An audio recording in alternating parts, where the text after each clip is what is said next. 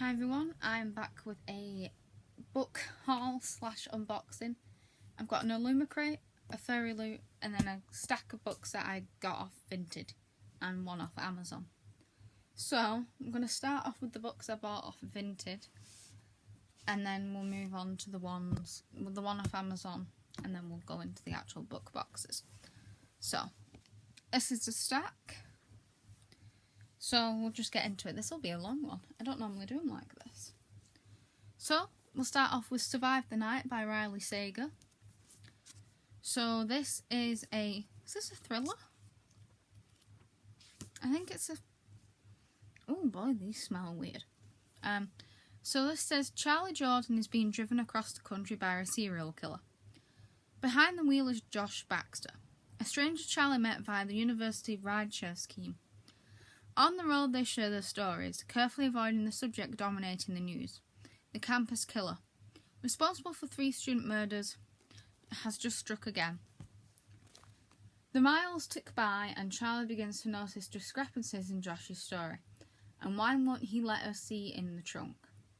As she begins to plan her escape from the man she is becoming certain is the killer, she starts to suspect that he knows exactly what she's thinking, meaning that she could very well end up his next victim. A game of cat and mouse is about to play out. In order to win, Charlie must do the one thing: survive the night. I've never read anything by Riley Sager. I've heard a lot about him through Steph and a couple of other booktubers. I heard about him through... Is it him? I think it's him. I heard about him through Gavin. And I know Gavin does not like Riley Sager, but I tend to like the ones people don't like, so I thought I'll give him a shot. Then we've got Baby It's Cold Outside by Emily Bell. 2 hearts, 10 years and one last chance for love. If you come to Dublin in 10 years' time, I'll be there to meet you. As Nora battles through the bustling December crowds in London, she hears the notes of a song that transports her back in time, to the most romantic week of her life. After meeting on a blissful holiday, knowing that they had to part, a boy named Andrew made her a promise. They both sing on Christmas Eve in 10 years' time. They'll meet under the clock on Grafton Street, Dublin. Grafton Street... That reminds me of an Ed Sheeran song. What is that song? Is it Galway Girl? Is it? Because it's Grafton Street at the side of the bar. In it, that's the lyric. Nora has no idea if he will remember, but she has nothing to lose. So hoping for a Christmas miracle, that's where she decides to go. Dublin, to that clock, and maybe to Andrew. But it wouldn't be Christmas without a few surprises. I don't have many Christmas romances, if I'm being quite honest. If any at all. Now, because I think I out-Christmased myself last year. I've got the rest of... That's not a romance, but I know I have the rest of the Tom Fletcher series. But yeah, I think I very much out-Christmased myself last year. So, another one for this year. Hopefully it's good. So,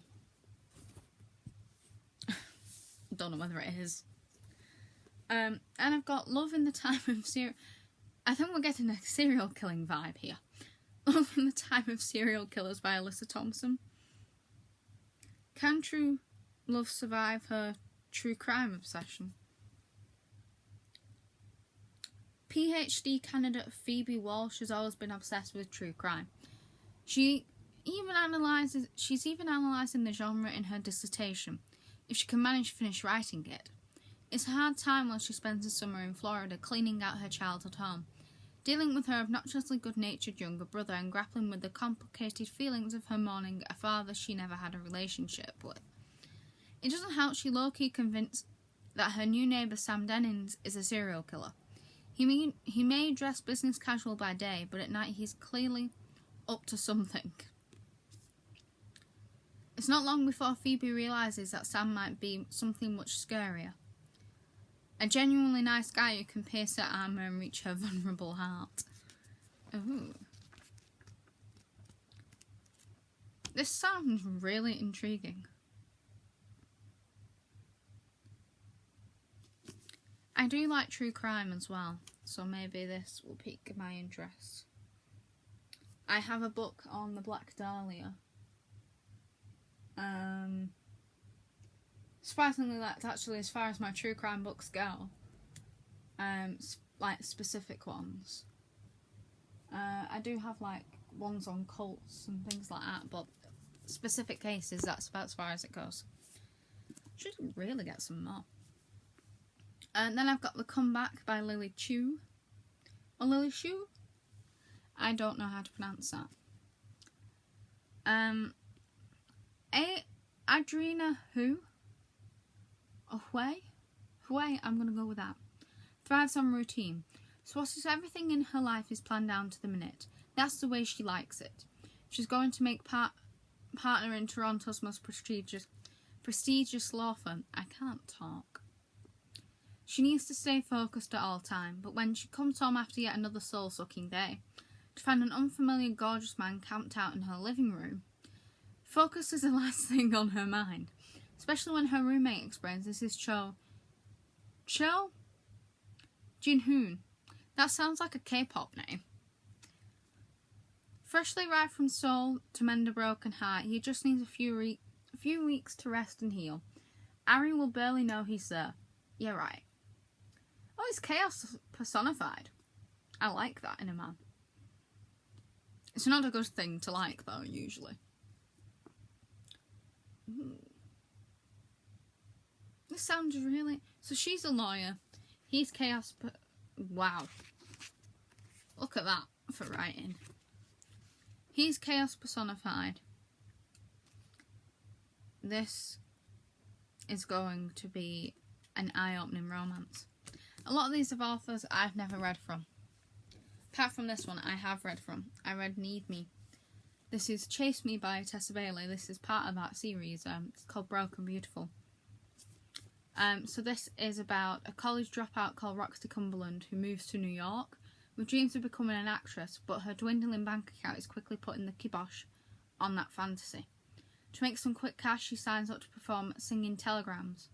Her first customer is a gorgeous, cocky Manhattan trust funder, if she ever laid eyes on one.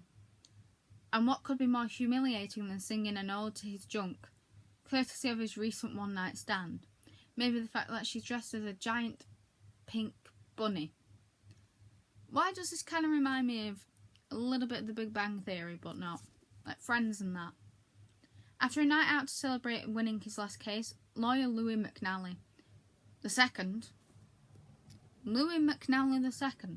nice one, isn't prepared for the pounding in his head or the rabbit serenading him from the front door. Oh God.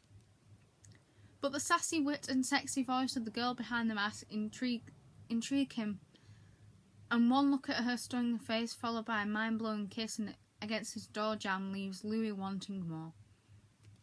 This sounds really interesting. Like, none of these have been read, by the way. Like, these are in impeccable condition. Or did the person read it like this? See, I crack my spines when I read, so... So those are the ones that I got off Vinted.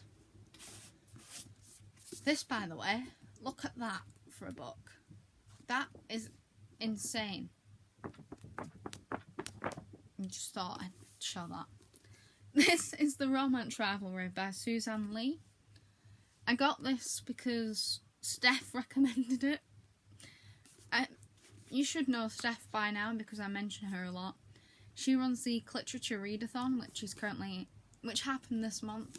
I do it as a monthly readathon, they do it as a week. I like doing it as a month because it's fun. But she recommended this, so I thought I'd get it. I'm not using this for literature though, but it just looked good. Plus the soulmates and the name drop, which I might pick up as well. So this is Every Love Story Needs a Good Trope. Irene Park loves romance novels, so much she made a career of them as an online book reviewer with a massive following. Sounds like literally everyone. But Irene's real-life dating story, non-existent. Sounds like mine.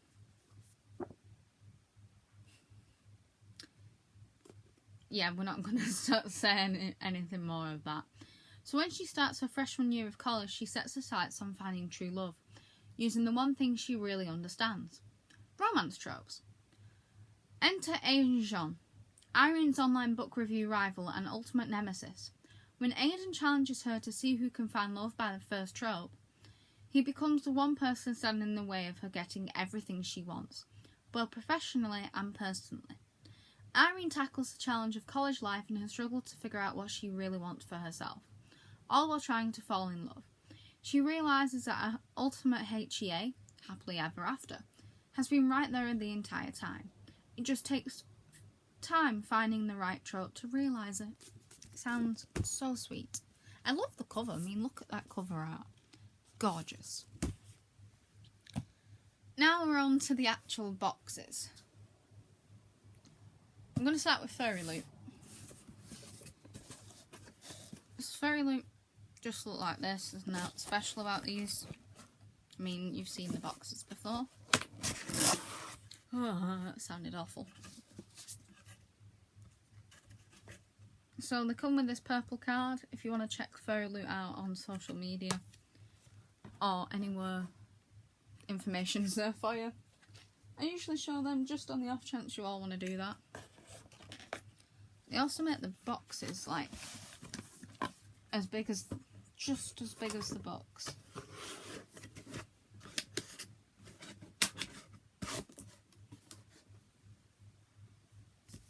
So, this is The Undercutting of Rose and Adam by Megan Bannon. So you will have seen me unbox the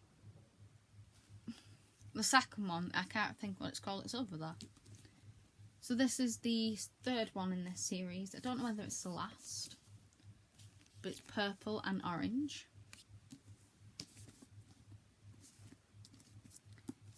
So this is about an immortal demigod called Rosie Fox, and she's been patrolling Tanara for decades, but lately the job's losing its luster. After 157 years of being alive, everything's beginning to lose its luster. When Rosie dies again, by electrocution again, after being poking around inside a portal choked with shadowy thorns, only she can see and feel stuck inside the rut that's her unending life. Thanks to Rosie's meddling, the portal inventor Dr. Adam Lee must come in person to repair the damage. When all the portals... Jesus Christ, my hair. When all the portals begin to break down, he declares an emergency evacuation of Tanra. In the mad rush to get out, Rosie and Adam end up trapped in the mist together. An uptight Adam Lee is in his bespoke menswear. Seems to know a lot more of what's happening than he lets on. See, I can read you the synopsis of these, because despite it being a series, these are just standalones. Look how pretty these are, though. The end papers. That's a dragon, that. Is that a dragon? It's a dragon. So she did The Undermining of Twyla and Frank. And The Undertaking of Heart and Mercy.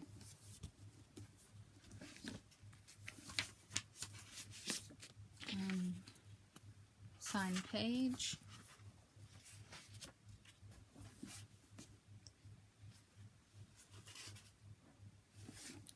Is that it? And then the end page is at the back. So, I have not read any of these, but I really like the concepts of them. So, The Undertaking of Heart and Mercy interested me because undertakers. I know that sounds a bit morbid, but undertakers. So, next up is the Illumicrate, which, by the way, mine seem to always get a little bashed in.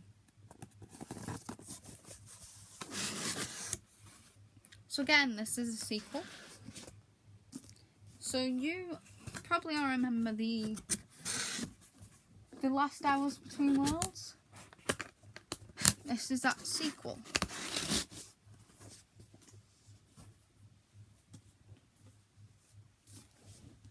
The Last Soul Among Wolves by Melissa Caruso.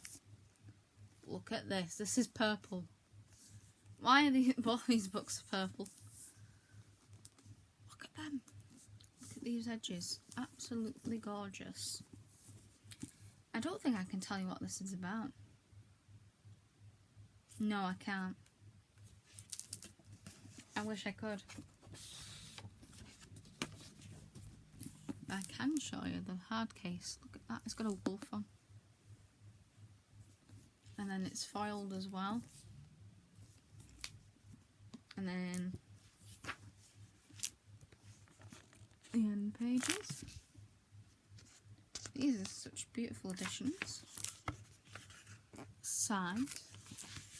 She has done some others as well. Rooks from Ruin, Swords and Fire.